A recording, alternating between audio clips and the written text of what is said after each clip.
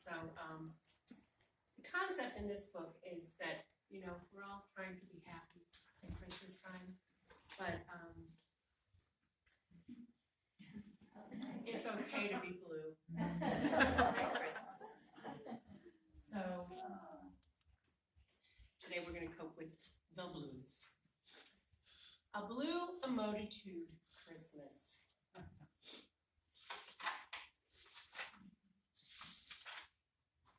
The blues woke Eileen up one winter morning. That day, the blues followed Eileen to school.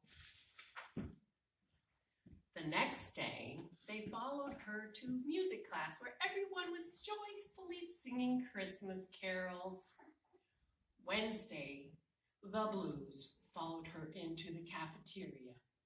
Everyone was happily decorating Christmas tree cookies with sprinkles. She just didn't care. They followed her to the playground where all the kids licked the frosting off their tree cookies. Eileen just felt blue. When they decorated the school tree, Eileen just felt blue. The blues watched Greg count the days left until Christmas. When everyone shared their Christmas lists, Eileen didn't care.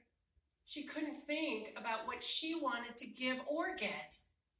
She could only feel blue. When all the other kids knew what they wanted for Christmas, they waited in line to see Santa and sit on his lap. Eileen just felt blue. She couldn't think about what to say to Santa. When it was time to play Christmas songs in the band, everyone felt joy of the season, except for Eileen. She just felt the blues. Then the blues followed her back home. The blues followed her to the store. Her mother was worried that she seemed too blue for a fun holiday like this. So her mother took her to see Dr. Kitch to get help with her blues. They went to his office under the tree at the top of the hill.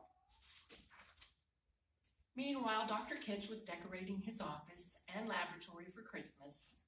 Dr. Kitch met them at the top of the stairs.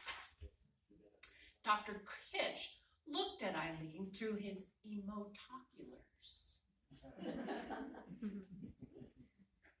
He said, "Oh, you have a big case of the blues? The blues must be following you everywhere you go. Come sit in my office and I will talk about it with you. I think I can help you with this. Right now, I see at least 5 blue emotitudes," Dr. Kitch said. Eileen sat down and said, "Everyone's all excited about Christmas and I just feel blue." Eileen showed Dr. Kitch a picture of her blues she had drawn. Dr. Kitch showed Eileen a list of how to cope with her blues.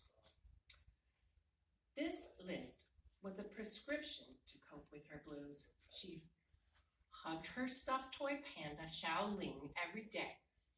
Her mom worried about her when she went into her room and shut the door. She played cards with her friend, Jean, but her mother still worried about her when she went into her room and shut the door after the game was over. She had a nice mug of hot chocolate every day, but her mother still worried about her when she went into her room and shut the door after the hot chocolate was finished.